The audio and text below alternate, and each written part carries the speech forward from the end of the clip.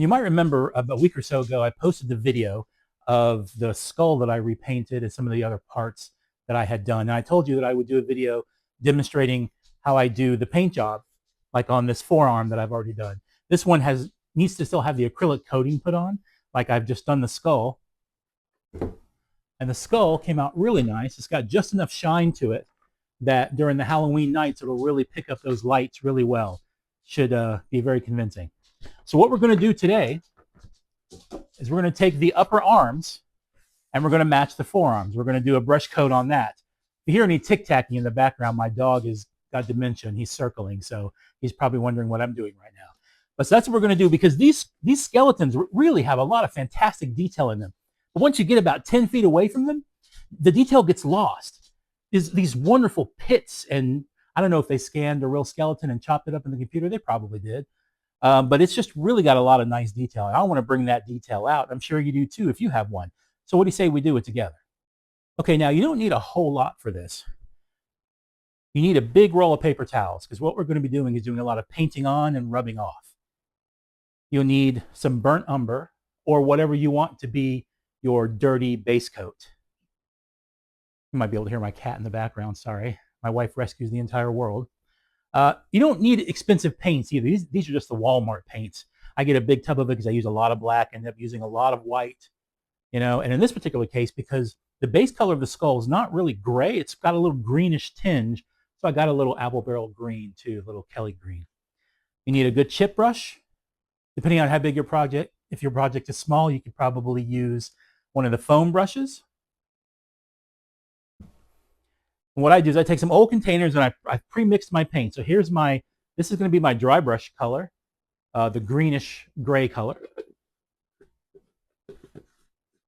And I mixed up enough to do the entire skull. This is my dirty color. I've mixed this up.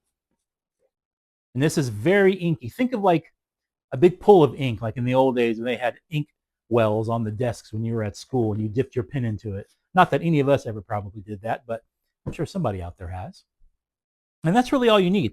I just put a little paper towels on my surface, make sure I don't get a whole bunch of mess everywhere. And I would also use gloves because this gets messy. So let's get to it. All right, so the first thing we're going to do is we're going to take our wash, our ink wash, whatever you want to call it. And I'm going to dip my brush all the way to the bottom because a lot of the sediment it kind of gets trapped at the bottom, and I want some of that dark color. And then I'm going to rub it on the side and get a lot of it off. We don't want too much. And then we're just going to paint it on. We don't care how thick it is. It doesn't matter. We're just really trying to get some wash on here. And then we got our paper towels laid down so we can hopefully avoid making a really big mess. And I'm going to try to do the entire bone in one pass and then wipe it all off at one time. And the reason I want to do that is so that there's no seams or not an area doesn't dry. On the larger pieces, I had to do like the front and then I had to do the back, which worked out fine because you can, until you seal it, acrylic paint, you can wipe it right off with some water. But that way it prevents me from having to worry about a seam or something from popping up there. Yeah. You want to make sure you catch the runs, any of the runs before they start to dry. Again, you can use water and take them off if you need to. Now, the paper towels, sorry, I didn't mean to bump the camera. The paper towels are just here so I can dab this. I don't want to wipe it. I want to dab it. The reason I'm dabbing it is because I want to leave the paint to pool inside of the recessed areas where all the detail is.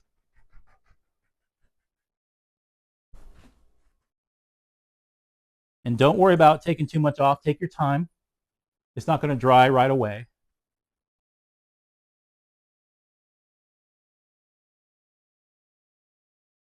Starting to look good. Now you can really start to see that detail pop now. Remember, as you're watching this, you're going to watch out for your fingerprints and things like that. So you want this to start to dry a little so that you can get any of those imperfections out of there. Any little straight lines, anything like that. And once you start getting your paper towel becomes a little too unwieldy, you can take another one. Help dry your hands too so you don't leave prints. That looks good. You can really see how this detail is popping now. Take a look. There's a little bit on this side. And what this paint will do is it will settle into all these little crevices, these wonderful little detailed crevices. It will really pop everything out. So this one's done. That's it. That's all we need to do. You can look and see the different details on it. I'm going to set this one aside so that it can dry. And then while I've still got the paint out, I'm going to do the other one. All right, so our piece is dry now. It really only took about 30 minutes or so to dry, but because it's been so damp and wet here lately with the ice and the snow and the rain we've had, I let it dry overnight just to make absolutely sure. Okay, so what we're going to do now, I'm going to take the paint that I made up, and I'm just going to dip my brush in it, kind of wipe it off a little bit on the wall, and I want to get as much off of it as I can because this needs to be much closer to a dry brush. As you can see, I'm kind of wiping it off. So you really don't need a lot of this paint. I'm even going to take a little bit on this paper towel just to kind of see, okay, that looks pretty good. Then I'm going to start taking and brushing this on in little areas. And we don't want to press too hard because, again, we don't want to get down into that wonderful detail. We want to keep that detail there. We're just using this to add some color on top. And when you do that, it kind of pushes the dark color back and it gives it a lot more dimension. Good. And add a little bit more here. Now, if you do make a mistake, like say you put a little too much of the dry brush paint on and it's a little too one color in one section, you can wipe it off before it gets too dry. But when you're dry brushing, it's gonna dry very quickly. So if you desperately make a mistake and you're like, oh man, that looks like crap, I need to get that off there, then what you can do is take a damp rag and wipe that area clean before it gets really, really dry. Now, the only thing I will caution you about with that is you could quite possibly take off some of the brown that we put on because that can happen with a little bit of a damp rag. So just be very careful while you're doing that. And if it does some of it come off, no big deal. You've still got a little bit of brown left, hopefully in your pot. And then you can just kind of add that back to it. When I'm brushing like this, I always go in one direction.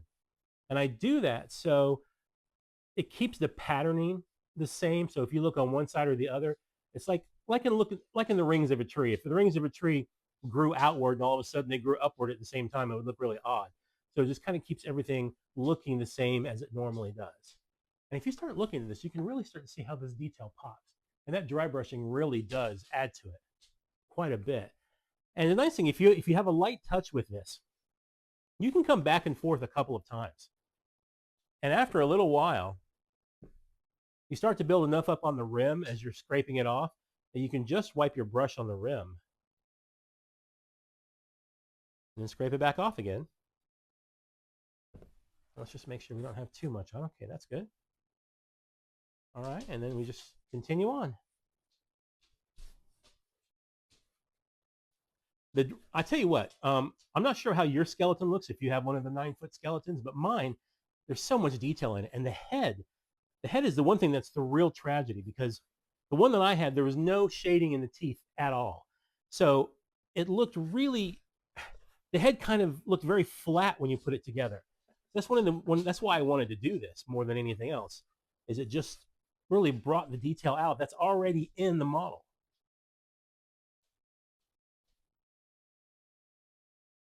And just take your time. There's no hurry. This thing will probably be mostly dry by the time you're done. Let me hold this one aside here. Sorry about my dog's claws. We have a hardwood, well, not hardwood, it's that laminate, whatever it's called. But it really amplifies their nails when they walk across it. So you hear the little ticking, that's what it is.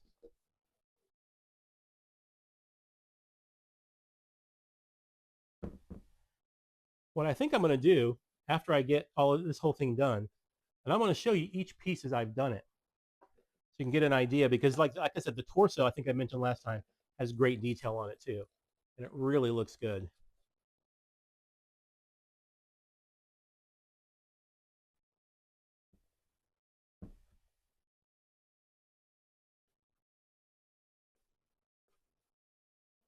So if anybody's got any questions, or if you're working on something and you're not sure what's a good way to do it, maybe there are tons of videos on YouTube with different people making props, costumes that have a multitude of techniques that are really fantastic. But I know sometimes when those people, if they're really popular, and I am certainly not that, sometimes it can be hard to get an answer, because your question might get buried. But if you leave a comment, if you have a question or a comment, leave it. I will try to answer everybody's comment. And I'm sure since there probably won't be a whole lot, I can certainly take time to answer any particular questions you guys have, or if you have any recommendations. I'm going to make a video talking about some of the clay that I use to rebuild the head, which is from Smooth On. Smooth On, their products are really great. Sometimes they're a little pricey. Let me set this guy over here. All right, I've got the other one.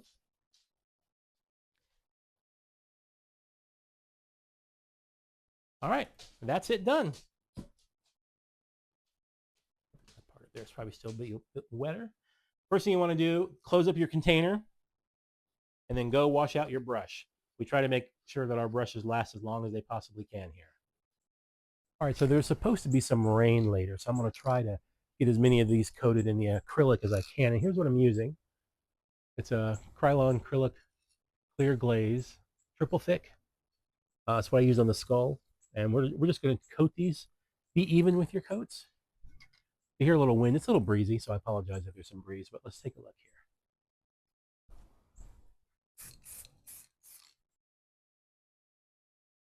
I'll let them sit out here probably for about an hour. If it's a nice hot sunny day where you are, it won't take an hour.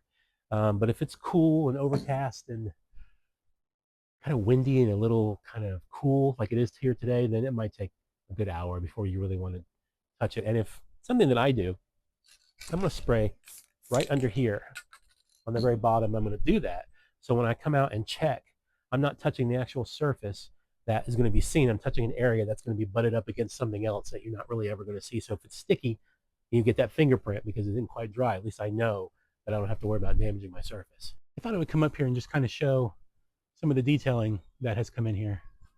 It's really quite nice. Really pulls out some of the material. Really, there's a lot of detail in these bones, and it really helps to punch it out. Really like it. I hope you guys do too. And I'd love to see if you guys do anything like this or even use this technique. I'd love to see what you do with it. Sorry for the audio. My microphone died on me just before this, but this is the bones. All the last bones have been coated in their acrylic clear coat.